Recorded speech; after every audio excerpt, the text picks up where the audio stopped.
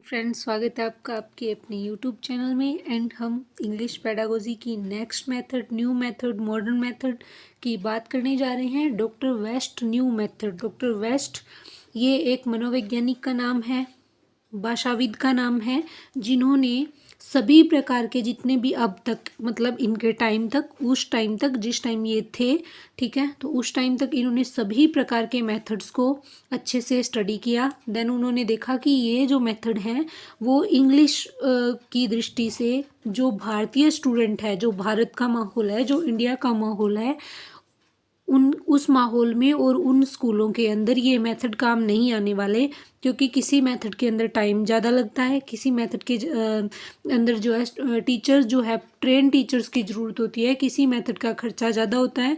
तो इस वजह से सभी प्रकार के जो मेथड थे वो सही नहीं थे इनकी दृष्टि से। तो इन्होंने अपना एक नया मेथड इन्वेंट किया, जिसको इन्होंने अपना ही नाम दे दिया, यानी डॉक्टर वेस्ट ने किया तो डॉक्टर वेस्ट न्यू मेथड के नाम से इन्होंने अपना मेथड लॉन्च कर दिया। तो doctor Michael P West was the principal of the teachers training college Dacca, Bengal, यानी ये बंगाल से थे। तो इन्होंने वहाँ पे ये प्रिंसिपल का काम करते थे। He was a famous teacher and he was of the view that no method of teaching English was complete in itself to teach Indian students. यहाँ पे इन्होंने सभी प्रकार के जो टीचिंग मेथड थे उनको स्टडी किया। देन इन्होंने देखा कि ये जो टीचिंग मेथड है इंग्लिश के, वो भारतीय स्टूडेंट्स के लायक नहीं है, उनको ये सिखाए नहीं जा सकते, उनको ये पढ़ाए नहीं जा सकते। He therefore invented his own method which is known by his name, यानी इन्होंने अपना एक नया मेथड बनाया, इनका अपना खुद का मेथड बनाया, ठीक है, और जिसको इन्होंने अपना ही नाम दे दिया, यानी वो मेथड इनके खुद के नाम से जाना गया। His method is based on two major consideration, यानी इनका जो मेथड है दो कंसिड्रेशन पे काम करता है, दो प्रमुख सिद्धांतों पे काम करता है। वो सिद्धांत कौन सा है? फर्स्टली, पहला सिद्धांत कौन सा है? That English should be studied from utilitarian point of view, यानी इंग्लिश को, पहला जो सिद्धांत है इनका, इंग्लिश को व्यवहारिक दृष्टि से सीखा जाए, मतलब जो इंग्लिश की उपयोगिता है, जहाँ जहाँ पे इंग्लिश का उपयोग होता है, जितना उपयोग होता है डेली लाइफ के अंदर, उस दृष्टि से सीखा जाए।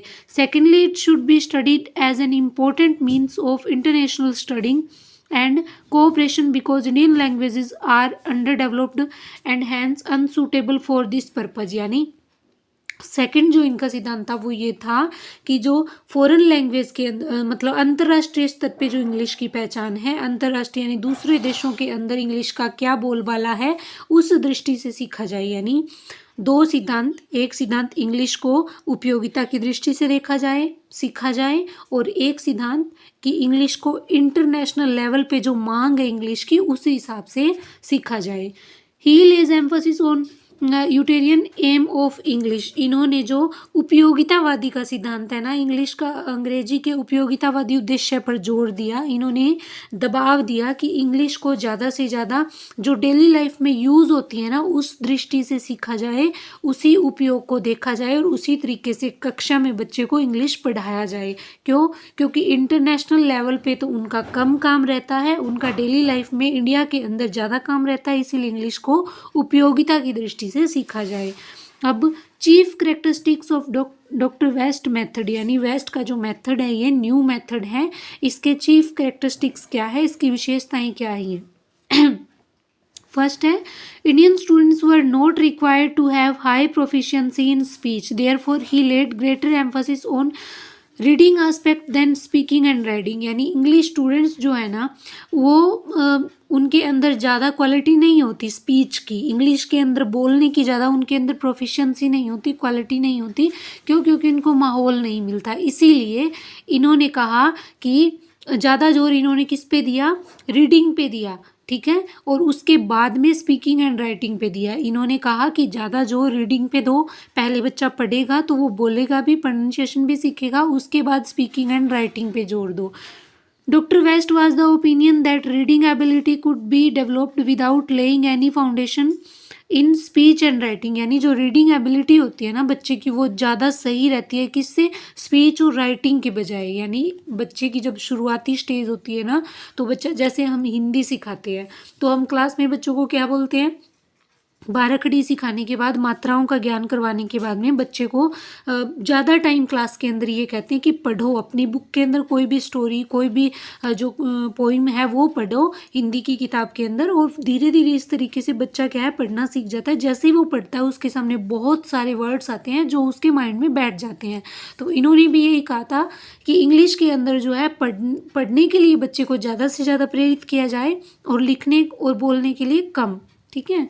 This method gives importance to text books and readers. Doctor West himself wrote many readers and rapid readers. He use limited and properly selected vocabulary in these, यानी इन्होंने ज़्यादा पढ़ने पे जोर दिया, टेक्स्ट बुक पे ज़्यादा जोर दिया कि बच्चे के पास अगर एक बुक होगी और वो उसको ज़्यादा टाइम पढ़ेगा तो उसकी वोकेबलरी अपने आप इंक्रीज़ होगी, उसकी प्रोफिशिएंसी बढ़ेगी। ठीक है। और इन्होंने इसी चीज़ को लेकर इन्होंने कई सारी जो बुक्स निकाली, ठीक है, और उन बुक्स के अंदर इन्होंने बहुत ही कम वोकेबलरी दी थी, इतनी वोकेबलरी जो बच्चे के डेली यूज़ में काम आ जाए और बच्चा उसे आसानी से सीख भी जाए। उसके बाद में this method attach little importance to the teaching. This method attached little importance of the teaching of formal grammar, यानी इसके अंदर जो ग्रामर है ना, जो सीधे सीधे ग्रामर पढ़ाते हैं बुक्स के अंदर, उसकी बहुत ही कम इम्पोर्टेंस होती है। This method permitted the use of child's mother tongue wherever necessary, यानी जब मदर टंग भी इस मेथड में तभी यूज़ की जाती है जब बहुत ही ज़्यादा ज़रूरी हो जाती है। Dr. West laid more emphasis on little silent reading rather than oral reading. He believed that it was not proper to teach both the skills of reading and speaking at the same time. यानी इन्होंने जो है ना reading पे, silent reading पे ज़्यादा जोर दिया, ओरल रीडिंग पे कम। क्यों? क्योंकि इन्होंने कहा कि जब साइलेंट रीडिंग बच्चा करेगा ना तब उसके अंदर पढ़ने की स्किल डेवलपमेंट होगी। ठीक है। रीडिंग स्किल बनेगी उसकी, और स्पीकिंग एट सेम टाइम, और स्पीकिंग की अपने आप बन जाएगी। ठीक है। he said that reading vocabulary must be bigger than the speech vocabulary. ठीक है। इन्होंने reading vocabulary must be bigger than the speech vocabulary, इन्होंने कहा कि रीडिंग करते टाइम बच्चे की vocabulary ज़्यादा इंक्रीज होती है, स्पीच करते टाइम इतनी नहीं होती। Minimum 11,058 words in the speech vocabulary and that 5,000 words in the reading vocabulary. इन्होंने ये कहा कि जहाँ बच्चा 11,000 के लगभग वर्ड स्पीच बोलते टाइम स्पीच वोकेबलरी के अंदर मिनिमम कम से कम 11,058 words in the speech vocabulary and at least कम से कम 5,000 word in the reading vocabulary, 1158। ठीक है। तो इन्होंने कहा कि जहाँ बच्चा बोलते टाइम सिर्फ 1100 के लगभग वर्ड्स बोल पाता है, वर्ड्स सीख पाता है, वहीं बच्चा जो खुद रीड करता है एक स्टोरी, एक पोइम या कोई भी एक निबंध वगैरह ऐसे वगैरह जब पढ़ता है तो उसके अंदर उसके 5 से 6,000 वर्ड जो है एक टाइम में कवर हो जाते हैं। इसीलिए इन्होंने जो साइलेंट रीडिंग है और रीडिंग भी कौन सी, साइलेंट रीडिंग पे ज़्यादा से ज़्यादा इन्होंने जोर दिया था। अब इसकी मेरिट्स क्या थी? अब कमियां और अच्छाइयां तो हर चीज़ में होती है, तो इन्होंने पहले अच्छाइयां पढ़ लेते हैं। इन्होंने अच्छाइयां क्या बताई इस मेथड की? It is useful for development of reading habits of students, यानी इन्होंने रीडिंग पे ज़्यादा जोर दिया, साइलेंट रीडिंग पे। तो इन्होंने ये कहा कि बच्चे की जो रीडिंग स्किल है ना वो इससे बहुत ज़्यादा डेवलप होती है, हैबिट बन जाती है उसकी पढ़ना। It enriches the reading vocabulary of students, यानी बच्चे के अंदर जो है ना रीडिंग वोकेबलरी रिच होती है इस वजह से, क्योंकि वो रीडिंग करता है। It promotes the habit of silent reading among students, यानी बच्चों के अंदर जो साइलेंट रीडिंग है, चुपचाप पढ़ने वाली, मौन वाचन जो है ना वो ज़्यादा इससे बढ़ता है, बच्चे की हैबिट बनती है। It is helpful in developing the habits of independent reading with comprehension even without the help of the teacher, यानी इसके अंदर बच्चा जो है बिना टीचर की हेल्प से भी स्वतंत्र रूप से अपनी पढ़ने की स्किल को डेवलप कर लेता है। फिर डीमेरिट्स क्या है? This method lays stress on reading but this is not in accordance with the principle of teaching a language, for language is primarily speech and is most completely expressed in speech, यानी इसमें इसके अंदर क्या है, language जो होती है ना, जो लैंग्वेज तब हम सीख पाते हैं जब हम उसको ज़्यादा से ज़्यादा बोलते हैं।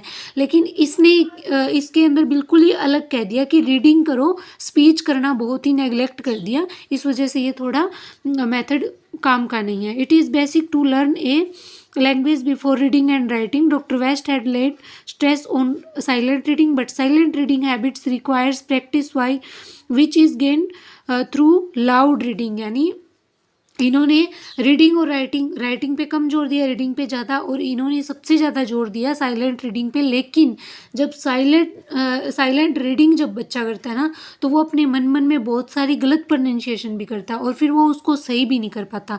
लेकिन अगर लाउड रीडिंग करेगा बच्चा, ज़ोर ज़ोर से बोल के पढ़ेगा, सहज स्वर वाचन करेगा, तो उसकी गलतियों को भी सुधारा जा सकता है। इसीलिए ये बात भी इनकी गलत थी। This method is incomplete because it lays stress on the development of reading ability alone, यानी अकेली रीडिंग एबिलिटी पे जोर देता है, इसीलिए ये कंप्लीट मेथड नहीं है।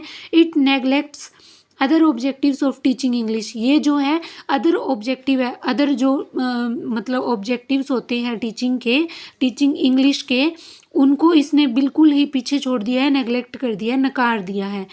दस this method is not very successful in present India conditions. जो प्रेजेंट वर्तमान कंडीशन है ना इंडिया की, उसके अंदर ये मेथड अपनी पहचान नहीं बना पाया, ये सक्सेसफुल नहीं हो पाया, सफल नहीं हो पाया। ठीक है, तो ये था डॉक्टर वेस्ट का न्यू मेथड, बहुत ही इजी सा।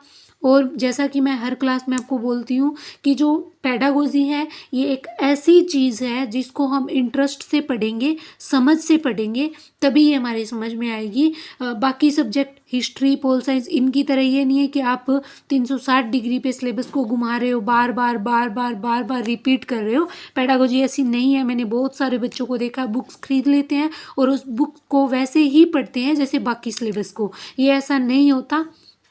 पेडागोजी बार बार पढ़ने की चीज़ नहीं है। ये नहीं कि आप हर बार एक पूरी बुक को कवर करते हो, फिर शुरू वाले पेज से लग जाते हो, फिर शुरू वाले पेज से, ऐसे नहीं होता। पेडागोजी जो होती है समझने के दृष्टिकोण से, एक बार इसको कवर कर लो, फिर इसका जहाँ भी आपको क्वेश्चन दिखे ना, उस क्वेश्चन को सोल्व करो, उसके चारों ऑप्शन को देखो, वो क्या कह रहे हैं, आपको समझ आ रहे हैं नहीं आ रहे, उनकी लैंग्वेज आपके फिट बैठ रही है नहीं बैठ रही, बस इतना ही होता है इसके अंदर।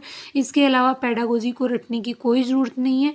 जो ये मेथड है, एक या दो मेथड और पीछे बचे हैं, वो करने के बाद में हम नेक्स्ट इसका पार्ट लेंगे। और साथ में मैं आपको ये भी बताऊंगी कौन सा पार्ट इंपॉर्टेंट है, क्योंकि क्वेश्चन तो सारे 4 ही आने हैं। 4 क्वेश्चन के लिए 5 सब्जेक्ट की पेडागोजी आपको पढ़नी है, 4 ठीक है। तो 20 क्वेश्चन के लिए आपके 5 सब्जेक्ट की जो है ना पेडागोजी, और 5 के अंदर कुछ एक टॉपिक जो है, कुछ नहीं बहुत सारे टॉपिक सेम भी है, टीचिंग मेथड्स भी बहुत सभी सेम है, लेकिन इंग्लिश लैंग्वेज हो गई ना तो थोड़ी अलग है। ठीक है, तो मिलते हैं नेक्स्ट वीडियो में, नेक्स्ट क्लास में। तब तक के लिए वीडियो को शेयर करिए, चैनल को सब्सक्राइब करिए और ज़्यादा से ज़्यादा शेयर करिए। कंटेंट इम्पोर्टेंट होता है, चैनल बड़ा या छोटा कभी भी इम्पोर्टेंट नहीं होता। आपको समझ आ रही है या नहीं आ रही, जो मेरे द्वारा पढ़ाया जा रहा है वो ऑथेंटिक है या नहीं है, तब जब आप ये समझ गए तो आप जिस चैनल से जुड़े हो वो आपके लिए हमेशा अच्छा ही होता है। थैंक यू, जय हिंद।